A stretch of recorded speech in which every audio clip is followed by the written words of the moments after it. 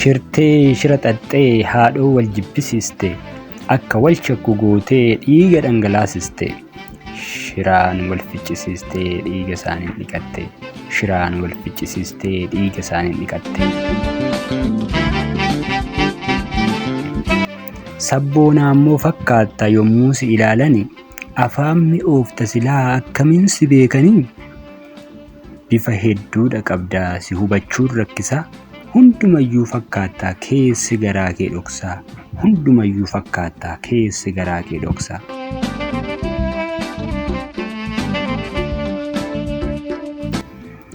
Gandummaa dhalchitanii kunuunsaa guddistanii kaayyoodhaan taphattanii saba adda qoqqooddanii.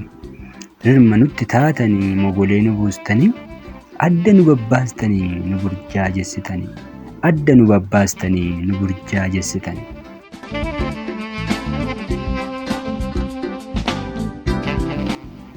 Qorachuutu nurra jira hidda warra keessanii diinummaa qabduu laataa qomatti qabattanii waliinuu nu rukutaa kan nu balleessitanii. Waliinuu nu rukutaa kan nu balleessitanii.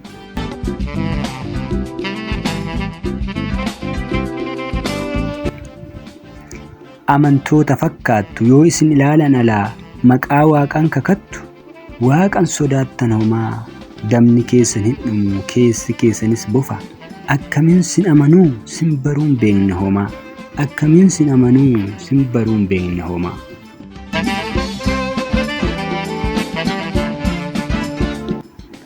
Tokkummaa sabaaf jennee aarsaa hedduu kaffalle daba keessan dhoksinee ciccinee irra ciisne madaa kulkule ta'ee summaa'ee gad fagaate qaama keenya wal ga'ee saba balleessuuf ka'e.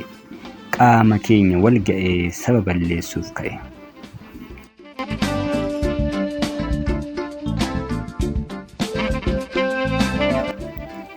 Kutaadhaan nu qoqqooddu godaaf ganda koo jettu ilma baluu koo jettu kan maluuf gad darbattu kan hin malleef jaallattu diqaalota aanfattu fira balaaleffattu saba golgoleessitu.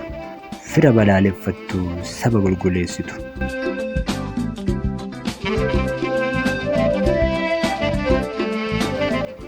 Hin beektan safuu sabaa namummaas hin qabdani garaa keessan guuttannaa maqaaf hin dhiphattani. Wallaalummaa keessaniif saba bal'aa kan unkurtan. Wallaalummaa keessaniif saba bal'aa kan unkurtan.